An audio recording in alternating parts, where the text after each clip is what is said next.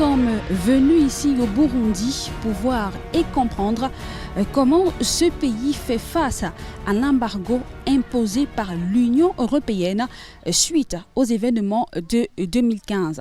Encastré au confin du lac Tanganyika entre la République démocratique du Congo, la Tanzanie et entre autres le Rwanda, le Burundi compte au moins 18 provinces et plus d'une centaine de communes.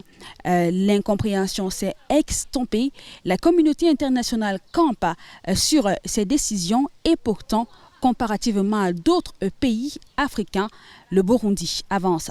Votre télévision panafricaine Africa Média se propose donc, fidèle à son objectif, de parcourir avec vous les pans économiques, politiques et socioculturels de ce peuple dont la résistance vient avec ses pères fondateurs, à l'exemple du prince Louis Roi Gassoré, dont ce monument de l'unité juste derrière nous porte le nom. Chers téléspectateurs, nous ne pourrions donc pas vous faire entrer au Burundi par effraction.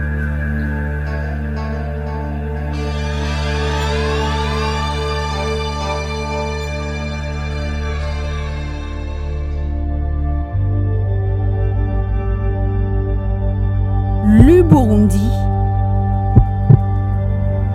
un peuple qui se développe depuis 2015 avec ses propres moyens, ses propres ressources, ceci grâce à l'embargo imposé par l'Union européenne sur ce pays.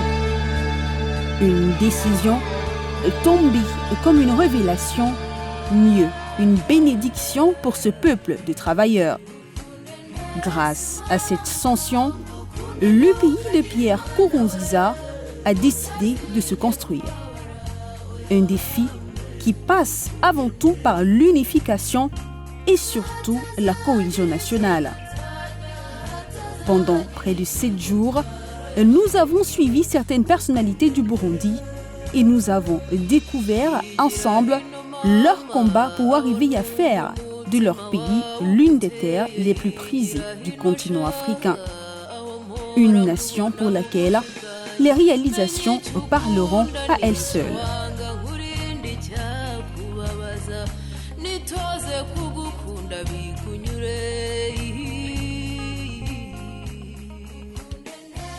En décidant de ne rien importer, le Burundi s'est mis plus que jamais à l'agriculture. Avec Évariste Ndayishimiye, le secrétaire général du CNDD-FDD, nous nous rendons dans la province de Karuzi, dans le centre du pays. Là-bas, il a mis sur pied, avec l'ensemble de la population, un centre agropastoral qui se trouve dans la commune de Bugeyuzi.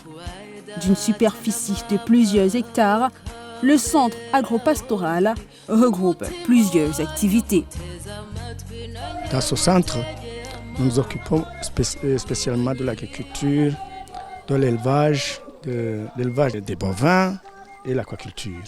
Ça s'étend sur 6 hectares et demi. Jusqu'à présent, nous avons 3 sortes de variétés que nous avons déjà semées. Il y a le clarias, il y a le tilapia et il y a le communément appelé inonzi.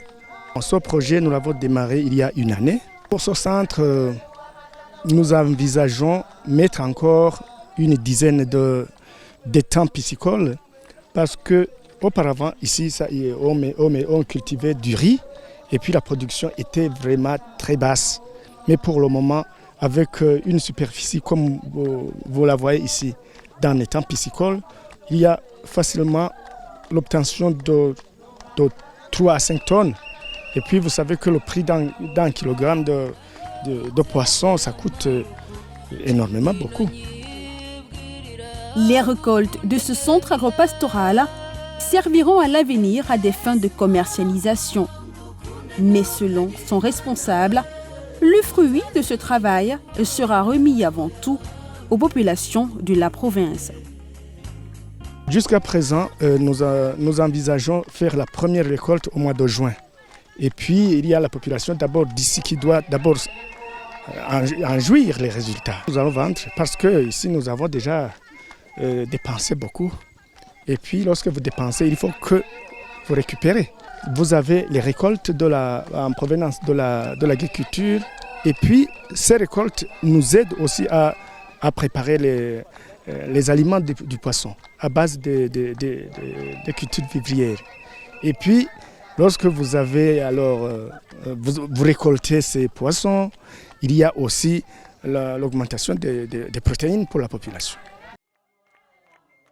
Ces activités bénéfiques à plus d'une personne ont permis à de nombreux travailleurs de se réaliser et d'apporter un coup de main dans leur ménage. C'est le cas de Marie Manera Gaba, qui travaille au centre depuis sa création en 2017, ceci 2 ans après la crise de 2015, qui a entraîné certains débordements dans le pays. Ce projet nous a apporté beaucoup de développement dans notre commune, dans notre localité, mais aussi dans nos ménages. Nous avons gagné en argent, mais aussi en contact. Nous avons le contact avec les hautes autorités de ce pays et nous avons le contact avec nos voisins et nous pouvons aussi continuer à parler de développement. Par exemple, moi, j'ai déjà acheté une vache à partir des ressources que j'ai déjà tirées de ce projet. Et les autres qui sont aussi dans le projet, il y en a qui ont déjà acheté des chèvres, d'autres ont déjà acheté des moutons.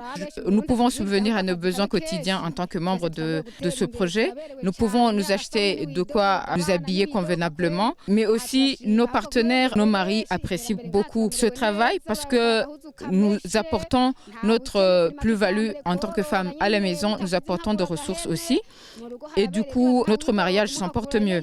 Par exemple, chez moi, j'ai déjà construit une maison, j'ai pu terminer et c'est une maison en dur que j'ai construite grâce aux ressources que j'ai tirées de ce projet.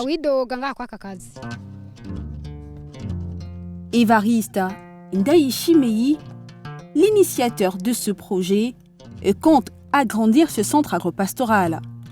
Pour cela, en dehors de l'élevage de bovins, il compte, au-delà des étangs piscicoles, faire dans l'élevage de volailles.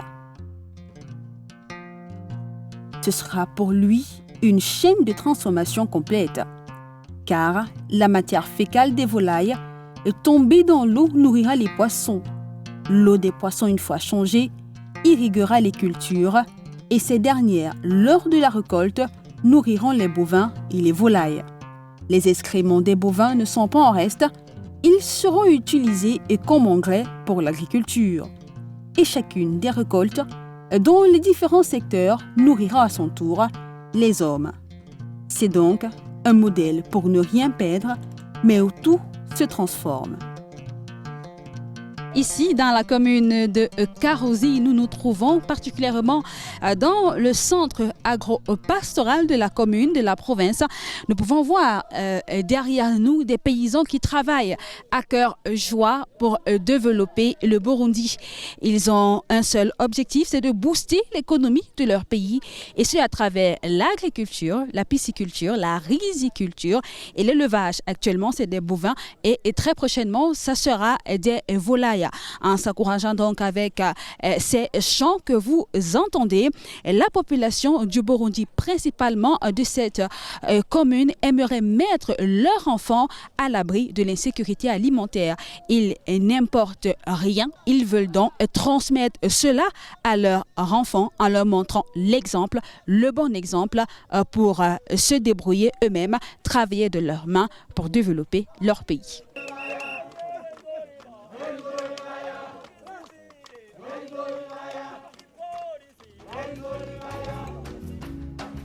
Après la province du Karouzi, Évariste Ndayishimei décide de nous faire continuer la balade. Alors, nous remontons dans nos voitures pour nous rendre dans la commune de Gitega, où nous sommes censés voir une usine de transformation d'huile d'avocat. C'est à près d'une trentaine de minutes de la route de Karouzi. Mais avant d'arriver à cette usine, nous faisons un crochet à Rweza, qui est dans la commune de Gitega où nous allons.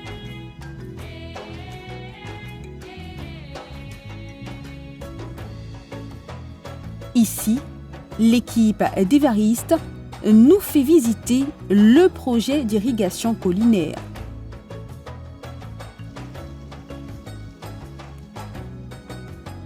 Les habitants de cette localité ont mis en place un système d'irrigation des cultures puisqu'elles sont faites sur des collines.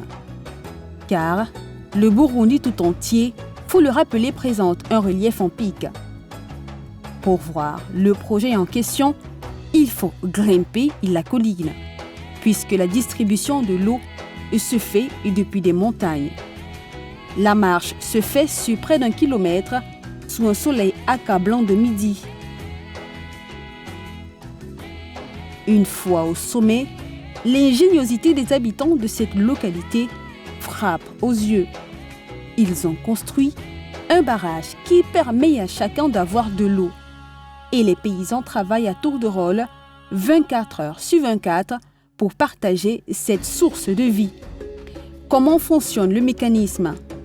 Eh bien, il faut soulever l'espèce de feuilles métalliques sur le barrage pour qu'une partie de la colline ait accès à de l'eau pour arroser ses plants. La méthode choisie pour travailler 24 heures sur 24 et 7 jours sur 7 permet également, selon les riverains, de lutter contre l'insécurité et le vol dans le village. Cette méthode a été mise en place par les villageois eux-mêmes sans l'intervention des autorités. Après cet arrêt de quelques heures, nous mettons le cap pour l'usine de l'huile d'avocat. Une fois sur place, nous sommes accueillis par des chants et des danses de la population riveraine.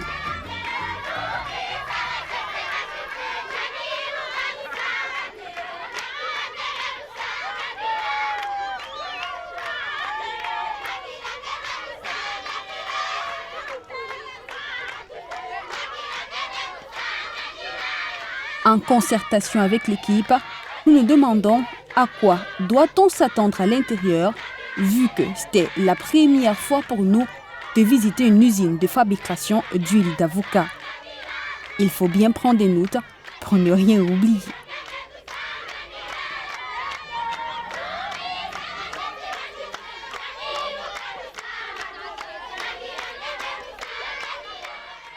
Une fois à l'intérieur de l'usine, ce sont des pépinières d'avocats que nous apercevons au niveau du couloir et qui nous mènent dans la chambre de transformation de l'huile d'avocat.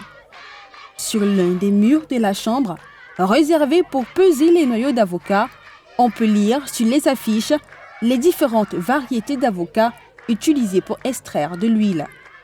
Nous avons eu la chance, lors de cette rencontre, de parler avec Renato. C'est le responsable de cette usine. Il nous a en quelques mots expliqué le processus de fonctionnement de l'entreprise dont il a la charge. L'usine, il peut travailler 10 tonnes par jour, dépend de la variété de l'avocat. Comunque c'est valeur médium, c'est 40 kilos pour 1 litre d'huile. L'huile cosmétique, c'est seulement les premières huiles qui va lever dans les machines. Quand l'usine va fermer, les machines il va stériliser. Les premières huiles, il va lever et je vais stocker là pour faire les crèmes, les savons et autre chose. Tout l'autre, c'est seulement alimentaire. Pour obtenir le produit final, l'on procède d'abord par le triage et le nettoyage des noyaux. Ensuite vient la phase de pressage, après la filtration sur toile et la décantation, puis la filtration sur papier buvard et enfin le conditionnement. Cette usine de transformation d'huile d'avocat à Gitega compte un peu plus de 100 employés dans toute la chaîne. Ceci en passant par les trieurs, dans les plantations jusqu'à la vente. L'huile d'avocat est reconnue pour ses multiples vertus.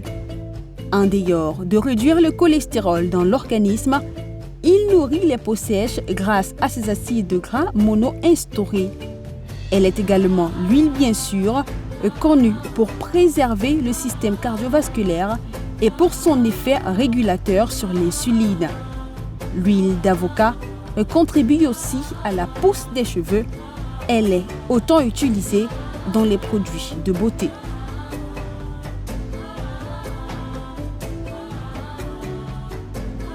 Après cette longue journée de marche dans le centre du pays, nous retournons à Bujumbura, la capitale du Burundi. Nous y passons la nuit, car le lendemain, la balade avec l'équipe d'Évariste Ndayishimiye doit se poursuivre. Le lendemain matin, comme prévu, nous continuons notre périple avec le secrétaire général du parti au pouvoir, CNDD-FDD. Nous allons voir le travail de valorisation des sols dans la commune urbaine de Tayangwa, le plus précisément dans le quartier de Kamenge. Comme nous le fait savoir Madame Yvonne Ngirkushak, ce projet concerne une catégorie de fonctionnaires burundais qui ont également à cœur de participer au développement agricole du pays. C'est le projet de développement dans le volet agriculture. C'est le projet appelé VASO, valorisation du sol. C'est un projet spécialement réservé aux jeunes cadres fonctionnaires moyens et à tout le monde qui le désire. C'est un projet de développement qui a pris naissance d'abord ici dans la mairie de Bujumbura. Il a comme objectif de développer l'agriculture de haute étendue et aussi de petits champs qu'on appelle les champs familiaux. Ces champs familiaux, c'est réservé aux gens qui n'ont pas d'espace suffisant. C'est-à-dire qu'ils peuvent y pratiquer toute agriculture confondue. Mais généralement, en mairie de Bujumbura, c'est pour les légumes. Les récoltes, on les consomme et le surplus, on les vend.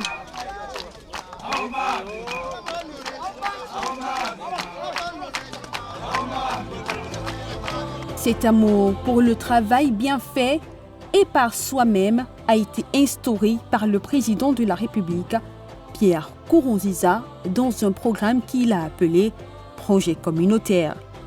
3 jours par semaine, tout le monde, sans exception, se rend à des sites précis pour construire le pays. Le chef de l'État participe lui aussi à ces travaux en montrant l'exemple à suivre à son peuple. L'objectif est de contribuer à l'augmentation des revenus et à l'amélioration de la sécurité alimentaire des ménages à travers le développement et le renforcement des filières agricoles prioritaires au sein desquelles les petits exploitants des provinces touchées jouent un rôle central et tirant une valeur ajoutée optimale pour leur production et améliorant ainsi leurs revenus et leurs conditions de vie. En dehors de l'agriculture, ces travaux communautaires servent également dans la construction des infrastructures. Lors de ces journées, la population ramène du sable, de la terre, des rochers, du bois et certains outils nécessaires pour la fabrication des briques de terre et des bâtiments. Le chef de l'État lui-même présent sur les lieux offre des tôles et du ciment. Son but en participant à ces travaux est d'entretenir le lien entre les élites urbaines et politiques et les populations rurales largement majoritaires au Burundi. Ceci en leur démontrant que leurs dirigeants ne se désintéressent pas de leur situation. Parlant justement des infrastructures construites par la population, nous avons repris la route cette fois-ci pour le sud du pays. L'honorable Révérien Dikouriyo, président en exercice du Sénat, s'est proposé d'être notre guide. Partant de Bujumbura pour arriver dans la province du Makamba, nous avons fait un peu plus de 3 heures de route. Durant le trajet du voyage, l'on ne pouvait s'empêcher d'admirer la beauté du paysage, la magnifique manière dont le relief a été dompté et surtout l'éclat du lac Tanganyika.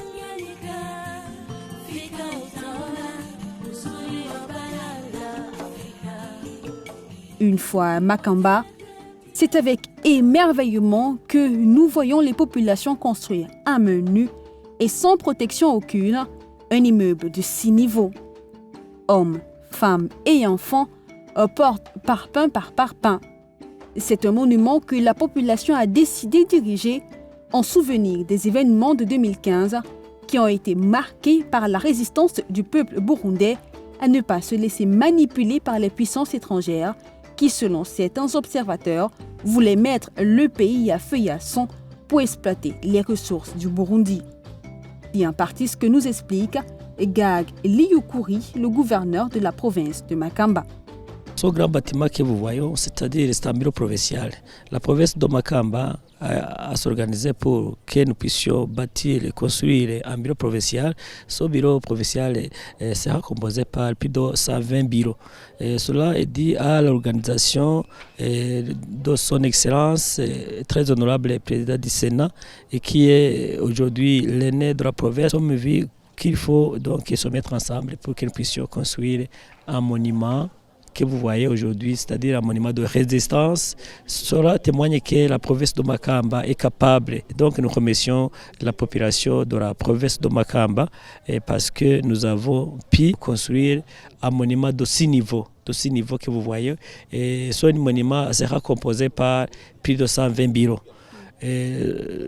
C'est pour aussi remercier l'État parce que le gouvernement nous a donné une route goudronnée qui quitte Mugina, Mabanda, Nyanzarak. C'est la population elle-même qui a dit non, aujourd'hui, ce n'est pas l'Europe, ce n'est pas les Blancs qui viennent dans notre pays pour construire certains bâtiments. Non, c'est nous-mêmes, c'est la population elle-même qui a dit qu'il faut montrer notre force, donc cela où réside la résistance.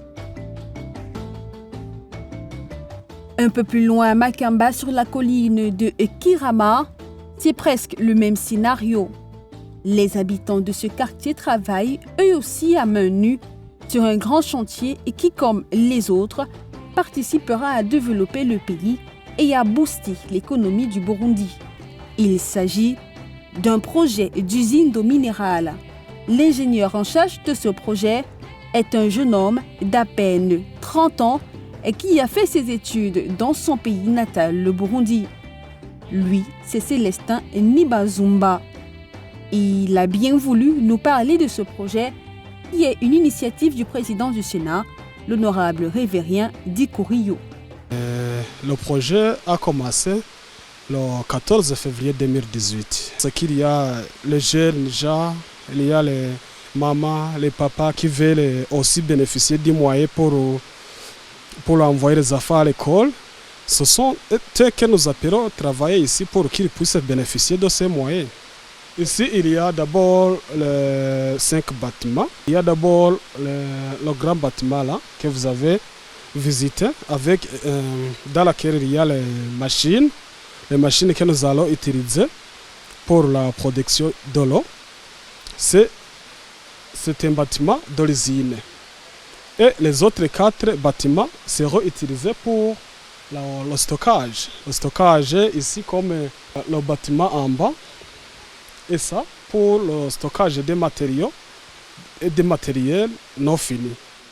Il y a aussi le groupe électrogène, 160 kVA. Vous avez vu aussi il y a les 3 réservoirs. Les 3 réservoirs, c'est pour l'arrivée de l'eau que nous avons capté sur la source qui se trouve d'ici 9 km à Amuresi. Amuresi, en bas des grandes montagnes qu'on enseigne dans la géographie burundaise qu'on appelle Inanzegwe. Longtemps déchiré par la guerre depuis 1993, suite à l'assassinat du président Melchior Ndadaye, juste 100 jours après son investiture à la tête du pays, Pierre Nkurunziza, tel un messie, est celui qui a mis fin à 15 ans de conflit ethnique entre Hutus et Tutsis. Pour réussir cette prouesse, le chef de l'État, communément appelé Muhuza par les siens, qui veut dire médiateur, a utilisé bon nombre de stratagèmes parmi lesquels son arme fatale, le sport. Le sport est donc cet élément qui aura réussi à fédérer le peuple burundais à un objectif commun, la cohésion nationale.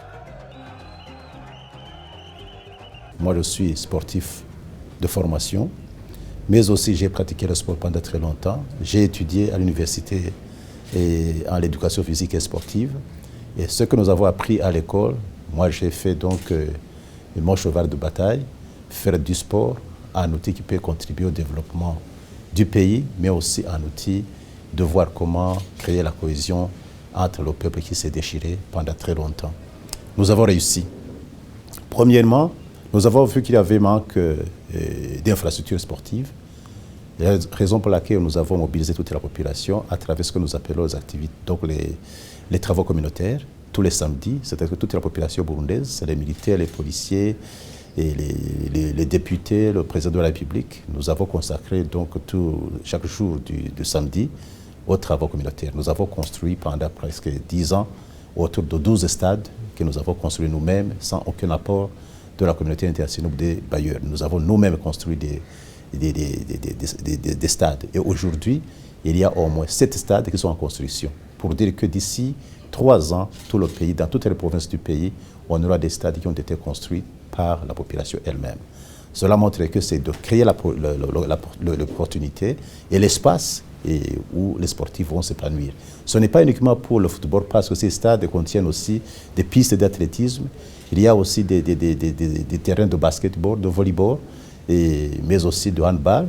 Et partant aussi, on intègre aussi des salles pour le judo. Et raison pour laquelle moi-même, avec le travail de fin d'études que j'ai fait, j'ai donc produit un travail qui m'a aidé à créer une académie sportive et omnisport qui intègre toutes ces disciplines que je vous ai parlé au niveau du sport. Alors, le sport a bien contribué au développement de notre pays parce que ce n'est pas uniquement la construction des stades, nous avons aussi construit des écoles secondaires, primaires, même aujourd'hui nous construisons des universités à travers les travaux communautaires. Vous voyez même des centres de santé, des hôpitaux. Nous avons construit aussi des bureaux des gouverneurs et des administrateurs à travers les travaux communautaires. Et chaque fois qu'on termine ces travaux communautaires, on organisait aussi des matchs avec la population. Moi, j'ai joué jusqu'à aujourd'hui. Imaginez-vous, chaque année, je joue avec la population autour de 40 ou 30 matchs et avec les étudiants, les militaires, les policiers, et tout le monde vient assister, mais juste après les travaux communautaires. Vous voyez que le sport nous a aidé énormément à reconstruire notre pays. Et nous avons donc des bilans très positifs. Imaginez-vous, pendant 10 ans, nous venons de construire autour de 3000 écoles primaires, secondaires, universités y compris. Nous venons de construire, donc, comme je vous ai dit, même des marchés. Des marchés, donc des décollements des biens où la population donc, vend leurs biens. Nous avons construit autour de 50 marchés à travers tout le pays pendant 3 ans. Vous voyez que le sport a contribué énormément. Ça a été un outil qui nous a permis de construire ce que nous n'avons pas construit pendant presque 50 ans. Imaginez-vous, depuis l'indépendance de notre pays, en 1961 jusqu'en 2005, on avait autour de 1900 écoles, primaires, secondaires, universités compris. Mais aujourd'hui, pendant 10 ans après, nous avons construit autour de 4000 écoles primaires, secondaires, universités. C'est-à-dire que nous avons multiplié par 2 ou 3 ce que nous avons construit pendant 45 ans à travers le sport. Et cela prouve à suffisance que si on est ensemble, ce n'est pas uniquement les travaux communautaires, et avec la présence, la construction, la disponibilité des infrastructures, on mobilise la population à pratiquer le sport. C'est pourquoi chaque année, nous organisons des championnats intercommunaux et des championnats intercommunaux au niveau du volleyball, basketball, au niveau du football, même au niveau de l'athlétisme. Et il y a des saisons où il y a la pratique régulière et des activités sportives. Et cela prouve à suffisance que ça va contribuer énormément, et ça contribue énormément à avoir la santé saine de notre population et à tourner donc les esprits vers donc un esprit de cohésion et d'être ensemble. Donc au niveau de la socialisation du sport, ça permet donc aux populations qui ont été divisées pendant très longtemps, des décennies, ils vont se rencontrer régulièrement sur les terrains de sport. Et ça va créer l'unité nationale, et l'unité nationale va être capitalisée pour la construction des infrastructures que nous avons toujours à partir du sport. Alors, pour ce qui est donc de notre vision avec le sport, c'est que le football, donc, c'est le sport roi dans le monde entier. Moi, j'ai pratiqué le football, j'ai enseigné le football à l'université, j'ai aussi été entraîneur pendant 3 ans d'une équipe de 2e division à Bujumbura pendant 3 ans. C'est-à-dire que dans le monde du sport, je suis donc très connu ici, donc dans la capitale, même à travers tout le pays. Et cela nous a valu aussi une fierté au niveau de la population. Quand je me ai fait élire comme président de la République, tout le monde m'a élu parce qu'il dit voilà, c'est un sportif que nous l'avons vu, être entraîneur, il a joué, il a été entraîneur. Et voilà aujourd'hui, s'il vient, nous savons très bien que la mentalité des sportifs est différente de ceux qui n'ont pas pratiqué le sport. Ça a été donc quelque chose de plus-value pour nous. Et partant, quand on a donc lancé un appel en dehors de la population, sur telle autre activité, ils ont répondu massivement parce qu'ils ont vu qu'à travers le sport, nous avons pu donc développer notre pays. Et aujourd'hui, les enfants qui n'ont pas pu jouer au football, aujourd'hui, nous avons autour de 5-7 stades avec la pelouse synthétique. Nous, on a joué dans la boue. Mais aujourd'hui, quand on voit 7 à 6 stades avec les pelouses synthétiques, et tout le monde veut jouer. Et c'est ça donc l'engouement de jouer. Et ça prouve à suffisance que l'avenir est glorieux pour les sportifs parce qu'il y a la disponibilité des infrastructures sportives et de qualité. Et partant, la qualité du football va être donc développée. C'est pourquoi nous disons qu'on n'a pas donc de soucis. Aujourd'hui, c'est la porte qui est ouverte pour les sportifs burundais, pour les footballeurs. Il n'y a pas de souci que le Burundi va représenter le continent au niveau des championnats du monde. Président du Burundi depuis 2005, Pierre Nkurunziza enchaîne depuis plus de 10 ans les matchs de charité avec son équipe, l'Alléluia FC. De quoi faire d'une pierre deux coups en faisant de son obsession pour le ballon rond un instrument de rassemblement et de maintien de la paix. Avec l'Alléluia FC, le président aligne des kilomètres pour parcourir le pays et enchaîner les matchs, y compris dans les villages du Burundi. En parallèle, Nkurunziza fait construire une académie de football au nom du Messager FC. Celle-ci compte de nos jours 5 centres de formation à travers le pays, notamment à Bujumbura Mairie, à Rumonge, à Ngozi, à Gitega et à Nyanza-Lac, avec au total 315 académiciens avec une moyenne de 60 footballeurs pour chaque centre. En dehors de cette académie de sport, Nkurunziza a construit une quinzaine de stades dans tout le pays et il est même allé jusqu'à créer en 2016 un championnat de football interministériel.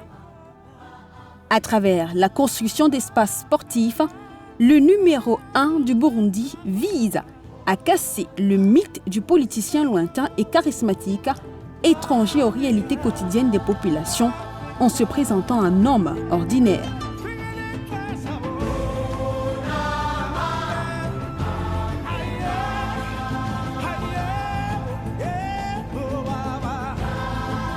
Le président du Sénat, l'honorable Révérien Dikorio, dans l'objectif de faire du sport un outil important de réconciliation et de développement, a mis sur pied un projet de construction de stade de football sur la colline de Gisenyi dans la province de Makamba. Ces terres de jeu, une fois achevées, serviront entre autres de lieu d'entraînement pour son équipe de football Aigle Noir. La construction de ces établissements sportifs par les autorités du pays est bien accueillie par les jeunes burundais. Ces derniers estiment que cela les met à l'abri de l'oisiveté et contribue non seulement au développement du pays, mais également à l'épanouissement de la jeunesse. Les stades construits par le président du Sénat, ce sont de beaux stades pour la progression du football burundais. Et c'est pour aussi aider la jeunesse à bien progresser, à bien se tenir en charge. Le stade qu'on a conçu, ça nous aide aussi beaucoup, nous les jeunes, à développer notre talent, aussi de nous distraire. Ça aide aussi au développement du football burundais parce que si on a beaucoup de stades, de bons stades, ça avantage aux joueurs de bien jouer et de bien développer leur talent. D'abord, on a été qualifié avec les U20 à la CAN et les U23, on a été éliminé sur le deuxième match de la deuxième tour et on est aussi qualifié à la CAN avec les seniors. C'est grâce aux efforts qui sont faits par la Fédération de football du Burundi, notamment par le président de la Fédé. Des talents qui entendent bien inscrire leur nom en lettres d'or dans l'histoire du football.